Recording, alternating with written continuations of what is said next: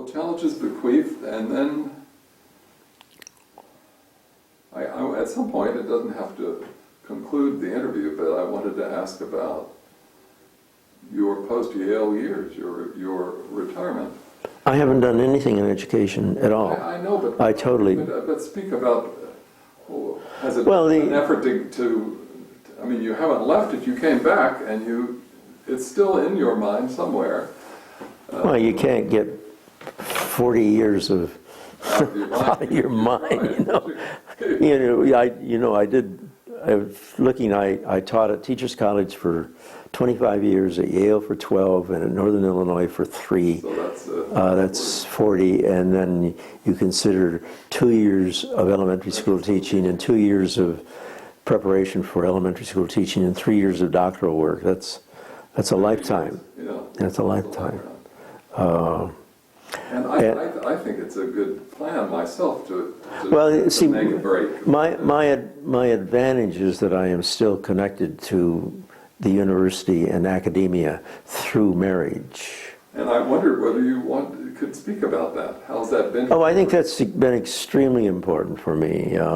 I think if I had gone into a retirement community where there wasn't that, and had to deal totally with other kinds of things, I'm not sure that I would be as vital as I am. Part of my vitality is that I participate in Ellen's academic life, both in terms of her writing. So intellectually as well. Oh yeah, and to some extent her reading, not always, but to some extent. And I know her faculty colleagues, and I'm close to a couple of them, and feed them work, and they, somehow or another feed me stuff.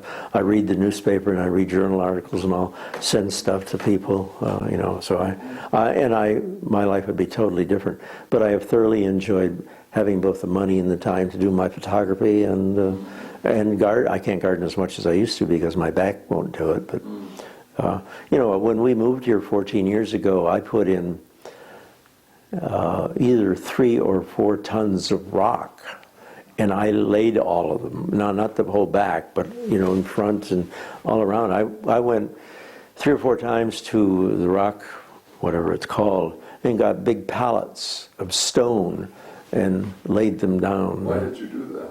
Because this was an area that had it was a brand new house.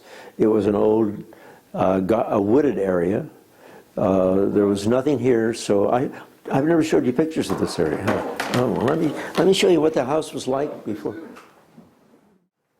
Oh, is that late? No, that's early.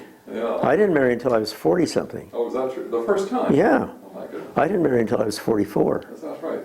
And how old was Jennifer?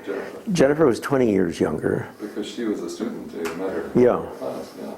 And Ellen is 27 years younger. Right. Well, you've always liked younger women. I do. Isn't that great? Rather fond of younger men.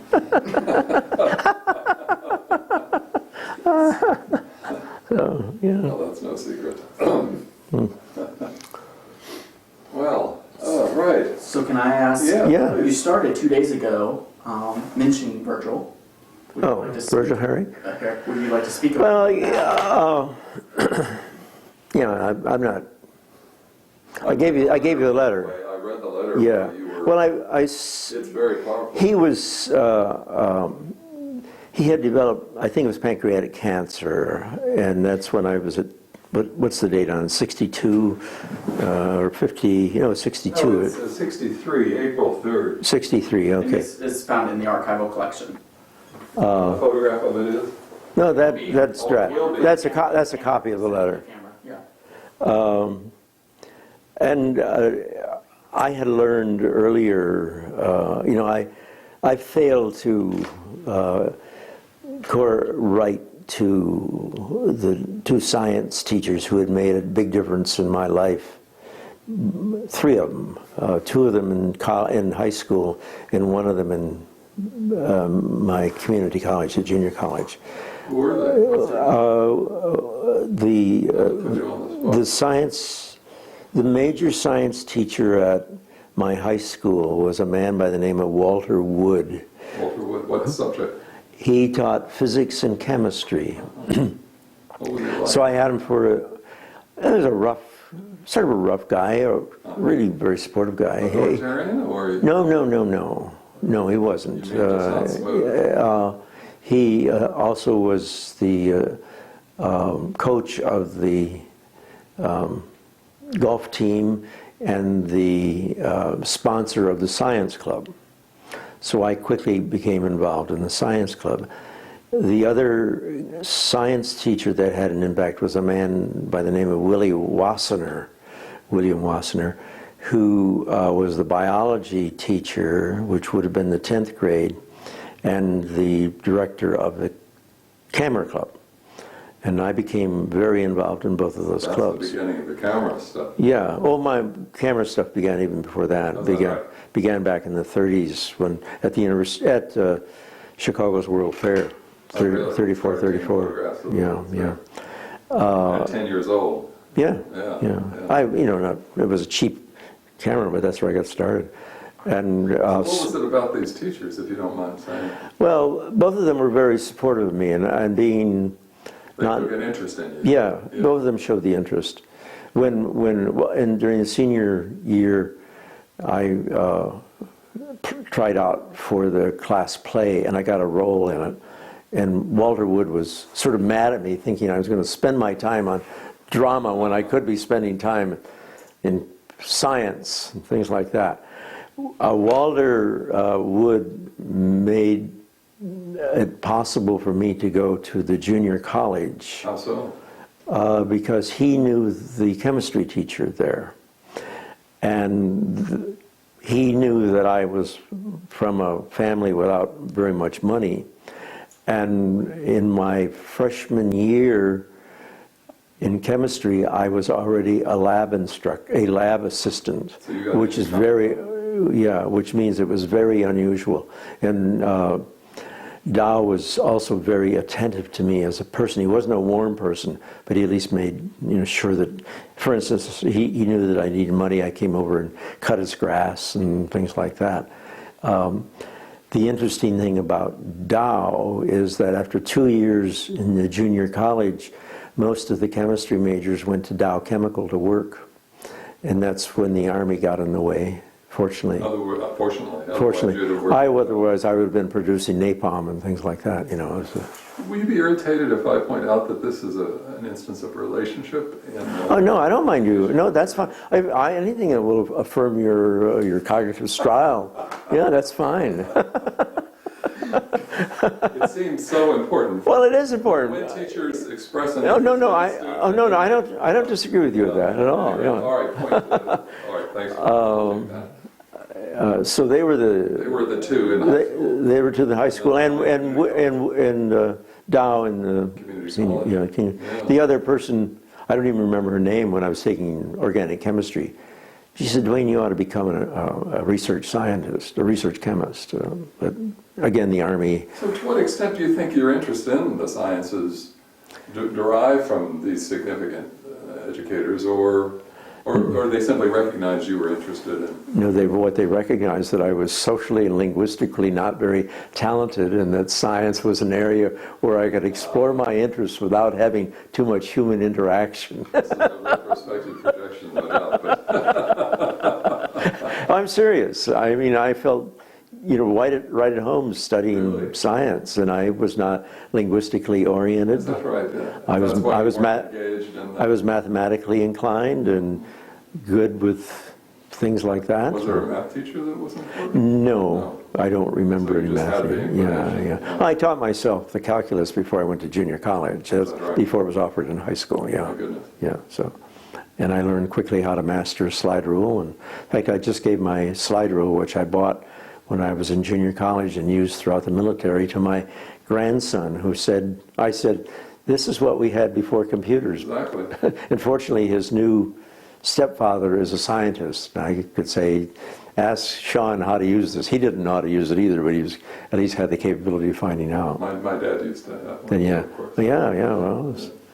well, So were there anyone at A&M that you remember? no. No. Oh, there's a guy I remember, but not in terms of support. Or, yeah. The calculus teacher, there was a character a real character. And in the classroom was a picture of the Leaning Tower of Pisa. The crazy guy would go up to the picture with his eraser from the top of the tower and drop it so it would, be cleaned by dropping it on the floor. That's what I remember about him. No, there were no character. There were no characters there. There were characters in the military. Yeah. I would prefer not to tell some of those stories, but they were sons of bitches. Is there, I was doing sit-ups one day. Good ones, all the way, all the way to the knee. And I was in my 60s or something like that, and the colonel came up and said, "Good boy." And I thought, "Oh, you son of a bitch." Jeez.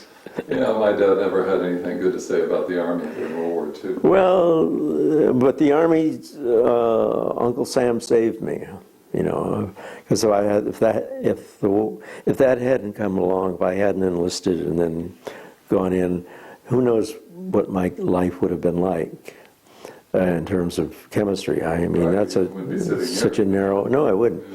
Yeah. And then it wasn't until I had to work at Texas A&M and Crowder and started to read and think about things that I made a decision to leave the sciences. And I, in essence, said the sciences are too easy. Understanding the human being is much more complicated and much more difficult, which indeed it is. So, What do you make of the current fascination with the neurological research? Well, I think it's fascinating research. I'm not abreast of it, but I think it's fascinating. Really You fascinating. referenced it actually, maybe Did I? neurology at one point. Did I? Yeah, I don't remember doing that, but I have great respect for scientists. But I'm also aware that they can be narrowing. They do not necessarily. Certainly the public dissemination of the work is fairly simplistic. Yeah. When you talk about Yeah. wiring for No, that's right. high-risk portfolio. Well, that's why I'm so glad that I ended up doing what I did, because it would enable me to have a lifelong curiosity about the human being, and which is one of the things that drove me into theology. It became a way of exploring what does it mean to be human, and what do you read in order to understand what it means to be human. And you clearly have to read fiction and nonfiction, and you have to deal with theology as well as psychology. So I'm pleased about that.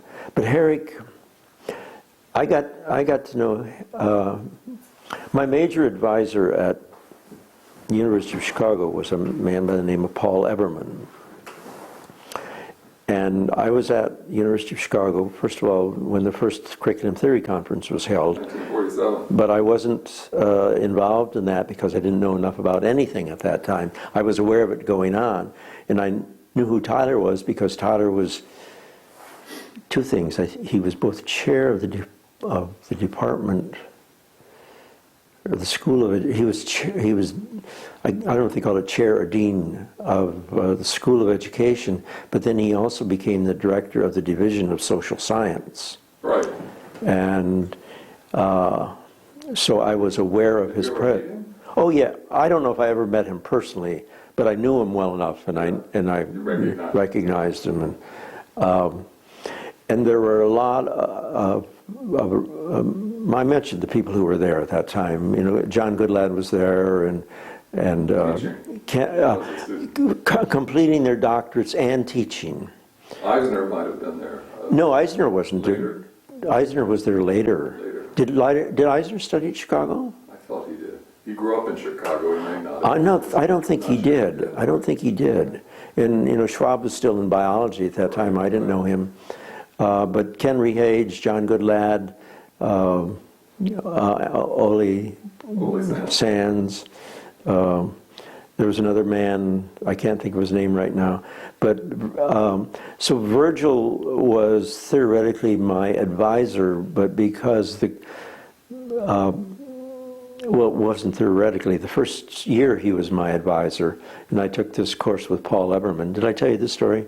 No. Oh, okay. And Paul, and I was accustomed to science teaching and being taught by scientists, and I expected, lectures and things that carried some content. And Paul was a process man, And I was sitting in the back, apparently really looking, what the fuck you doing, you know, kind of thing. And I finally went up to see him, and he said, "It's a good thing you came to see me because I was going to call you in." And then we talked about what was going on, why he was doing it. And then I gradually loosened up in terms of that kind of educational format. And that led me to do a lot of work with Herb Thielen in group process and group dynamics. And that's what was the source of my master's. What kind of work was that? With him? Oh, it was laboratory. It was laboratory work. We'd go up into his little room with curtains around it and sort of explore the human dynamics, the dynamics of group process. So you observed people? Well, we both observed and we participated in it, yeah. And it was a matter of how groups identify their agendas and things of that kind. So he wouldn't have a preset agenda? He might have, but not very, sometimes he wouldn't. He would leave it that open because he was sort of in the forefront of the group dynamics process at that time. And the encounter group phenomenon? Yeah, he was, who are the other people at that time? I forgot, around the country. They had the Bethel workshops up in Maine, and he was part of that. And he the National Training Lab in the East. That's right. Esalen in the West. That's right. Well, Esalen in the West was not part of the lab structure. I think that was part of a psychological orientation. I don't remember who was behind New that. Age thing. Yeah, very much a New Age thing. Well, Hilda Taba did a lot of work in that. Well, Hilda was working under Tyler at that time. I don't know if she was still at Chicago. I don't remember. She went to San Francisco. Yeah, she did go to, and yeah, she was clearly Tyler's protege, but I think she probably was more than that. I'm not sure that. Those were always the rumors. Yeah, I have the feeling about that. Well, and I'm sure that Virgil was my advisor during that first year, but then he accepted a call to return to Wisconsin. He had been there before? Or He had did his doctorate at the University of Wisconsin, and partially in psychology. Harry Harlow was a friend of his, and I think it came out of his work there. And I don't know what Virgil did. I don't know Harlow's work, actually. Harry Harlow was the guy that worked on monkeys and their attachment. Of course. And they had the artificial monkeys there. And I participated in some of. Didn't participate, but I at least attended some of Harry's sessions, including watching him operate and stimulate the brain of monkeys to see what would happen. And he pointed one of the interesting things about that that the neurons connecting the thumb are very close in the brain to the neurons connecting the mouth, and hence the thumb sucking activity is in some part neurologically connected because of the closeness of the connectors there. He went up there, and I don't know enough about why he went back or what drove him there, but I imagine that Wisconsin was trying to build up the rigor of its program, because the dean, I don't know if he was still dean while I arrived there or not, was Averill Barr. You don't know? Well, Barr was probably the first person to try to identify successful teaching characteristics. His literature was important at that time, not very consequential, but important. Not consequential historically, but at least he thought it was important to try to identify what made a good teacher. And I'm sure, I infer that Virgil was invited up there because of his potential research interest in his background, and that they hoped that the elementary ed in the curriculum area would become a more significant part. So Paul Everman became my dissertation advisor at Chicago. And when I left then to go teach, Paul said, "Keep in touch, we'll have room for you up at the University of Wisconsin." So Paul did that. I'm sure he did it with probably the acknowledgement or the support of Virgil. I'm not certain of that, but I assume that. Do you mind saying, not to shortcut what you're saying, but at some point to speak about the 2 years of teaching and how you got? No, I would prefer not to, because it was so miserable. I was a miserable elementary school teacher. Yeah. Yeah, but were you miserable doing it? Yes, I was. It just didn't feel right, and well, I didn't know enough. yeah. I think I told you about my teacher education Yeah, you did Chicago. talk a bit about Yeah, how inadequate it was. it was inadequate, very inadequate. Being taught by textbook writers, William S. Gray and Hartung and Beauchamp and so on and so forth. And the only actual practice I had was a semester of student teaching with Ida DePensier, who was a really good fifth grade teacher in sort of a traditional way. But I didn't learn it. And I'm not sure that Did you teach fifth grade? I taught fourth grade first and fifth grade, and it was not a good experience for me. And I knew I didn't know enough, and I said, "That's it." Was there anything from that period that? Just that that I wasn't good enough. That I remember one student. I remember two students, and the first one was I remember his name. I don't remember the other. First one was a guy by the name of Freddie Beheimer. Fourth grade. Fourth grade. Freddie was a problem. Freddie, and looking at it today, I can identify that really all kinds of problems that I wasn't aware of. But I had been trained with Herb Thielen to think in terms of process and sociograms. Right. You remember sociograms? Yeah, exactly.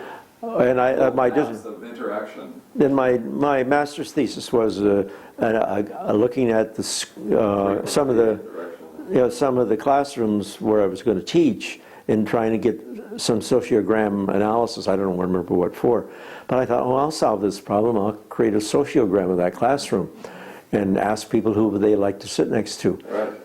Nobody wanted to sit next to Freddie Beheimer except one girl. And so I put them together, and I went with sad consequences, because I'm sure she lost all interest in poor Freddie. Freddie was a problem, and I was a problem teacher for him, I'm sure. So in the fifth grade, I was in a different situation at the time, dealing with kids who had come up from the South for their parents to work in the automobile industry. Were these black kids? No, they were Southern whites, many of them. A kid broke his arm in school. The parent never showed up. We took him to the hospital, and he broke his arm the second time. I never met his parents. That I have that kind of memory of. But I don't have any memory of. What about the colleagues? There's so much about teachers. The first year there were 3 new men teaching. That's unusual. Yeah, the superintendent interviewed me at the University of Chicago, in fact, and came to town to interview me, and Grand Rapids was happening then. This was not in Grand Rapids. Or was it? This was in East Lansing. Oh, was it? Yeah, Grand Rapids. My time in Grand Rapids as a student was good, because Grand Rapids had been heavily influenced by Dewey. Yeah, and the elementary school program when I was in elementary school was pretty good at that time. The secondary school was good, but not great. What about Michigan State? Did it influence? I had some contact with Michigan State when I was teaching there at Illinois, and the principal was really good and tried to help. But I don't think I was capable of doing it either in some ways. So I was eager to get out, and I don't dwell on that. I can see. So that second, when did you resolve to leave, and then did you write Paul, or did you? Oh, I immediately. Oh no, even before I left. You committed Chicago, I said, I'll come up next summer. So for the next 2 summers, I went up to Wisconsin. Did postmaster's work, or were you admitted to the PhD program? I can't answer that. I probably was admitted to the doctoral program, but I have no idea how that was done. Right. Paul made. Then. Yeah, and I came up. I was going to be supported by them in terms of research assistance. I didn't do that during the summers. Right. But my first contact with Virgil Herrick was during the summer, the first summer there, and I was taking his beginning course in curriculum design. Jim McDonald was in the class. That's where you met Jim? That's where I first met Jim, yeah. And I remember Jim's first wife was also in the class, because Herrick mentioned that Jim and Susan's the No, it wasn't Susan's second Right, marriage. that's the second one. I'm trying to think. Susan Colbert. I can't quite think of her name right now. Yeah. I want to say Dean, something like that. I know her well. I not only know her well, I know her very well. But I'm blocking on her name. But my experience in that course with Herrick is that I was sitting in the front row and Jim and his girlfriend were sitting back on the other side.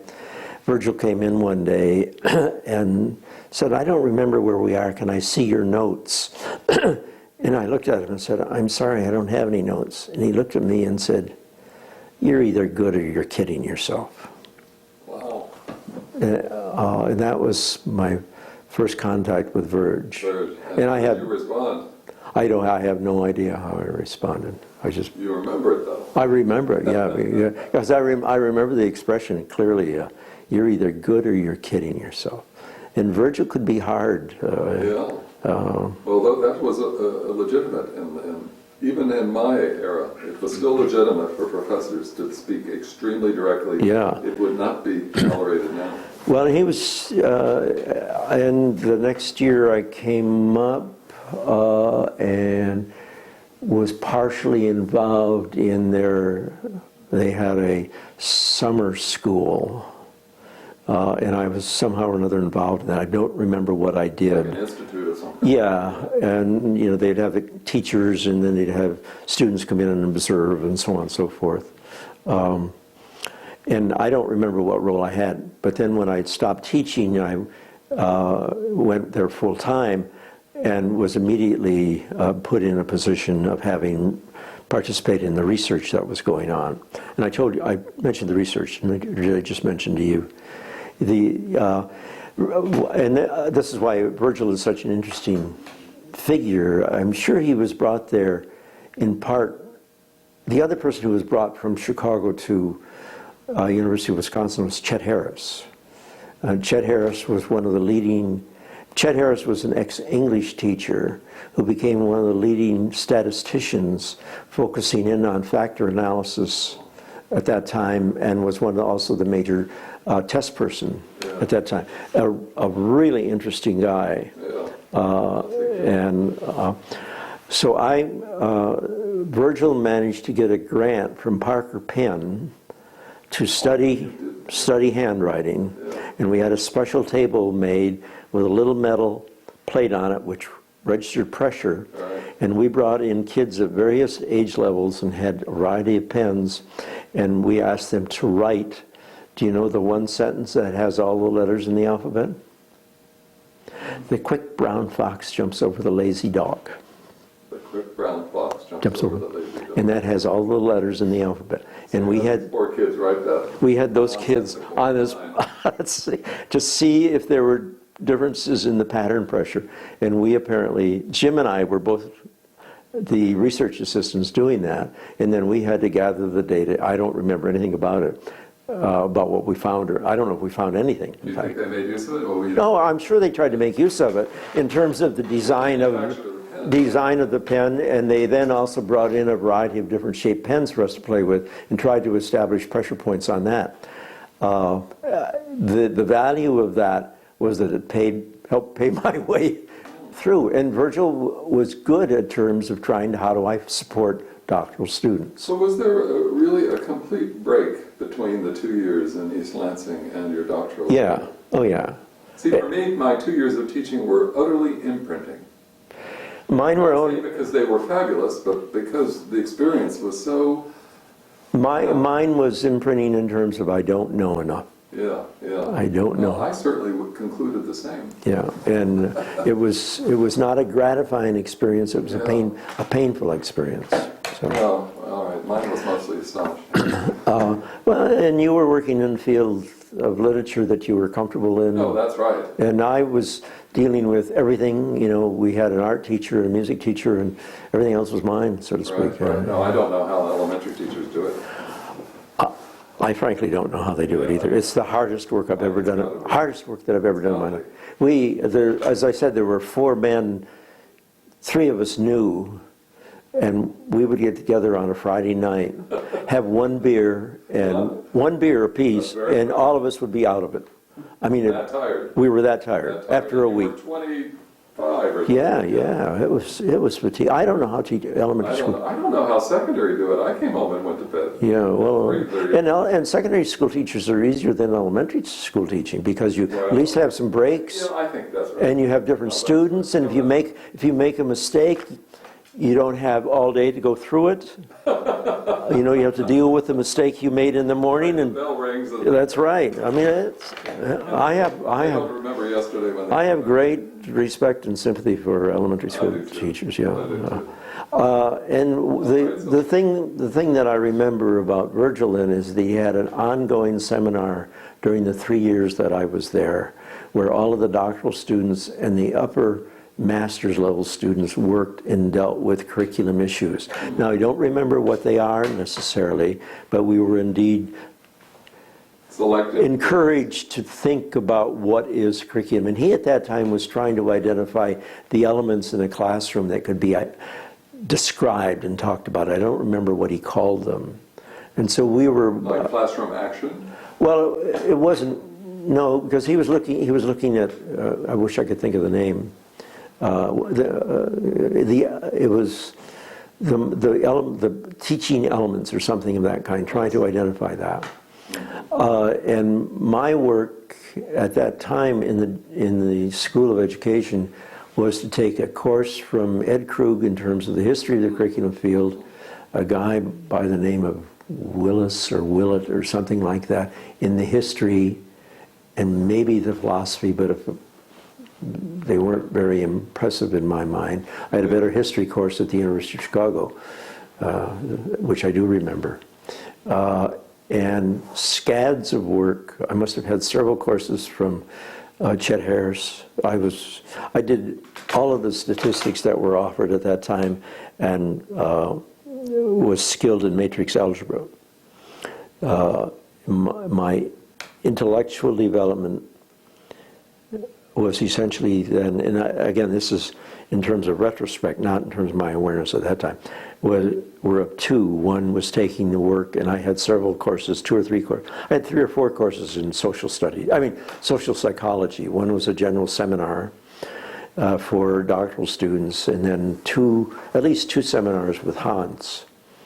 And his style was to say, you know, read 100 pages or so in Susan Langer and Karl Marx or in Fromm or something of this kind, and come back and we'll talk about it. And just an extremely stimulating.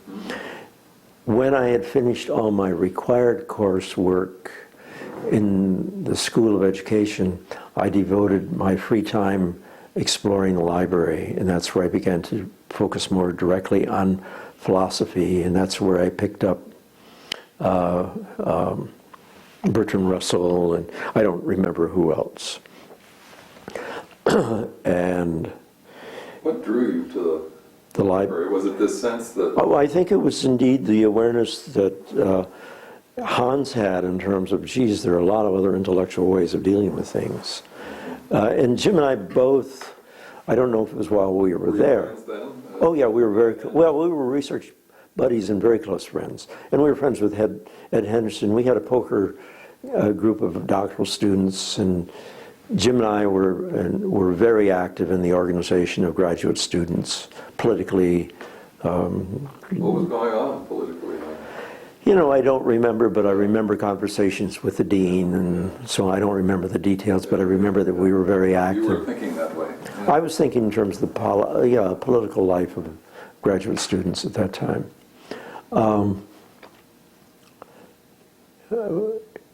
Virgil, during my 3rd year, I may have said this before too, he looked at me and said, Dwayne, there's nothing more we can do for you here. You need to go elsewhere. And that's when the student that I had worked with at Chicago, Margaret Carroll, came to Wisconsin to also study for a doctorate. So we were students both at Chicago and at Wisconsin.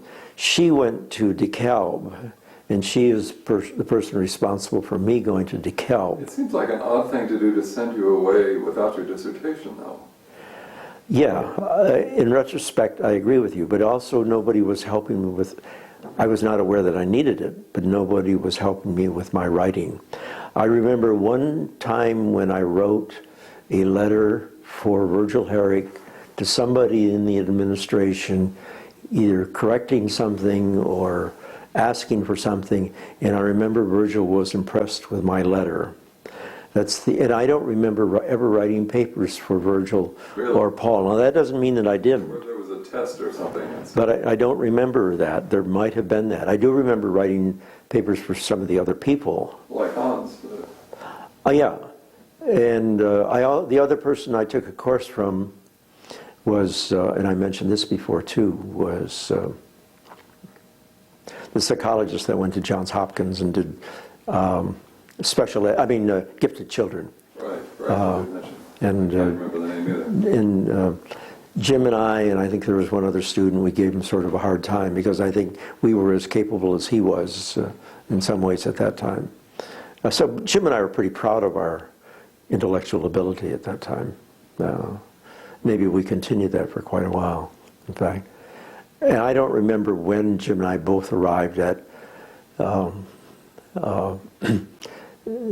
way we handle research. We said the problem is not research, the problem is search.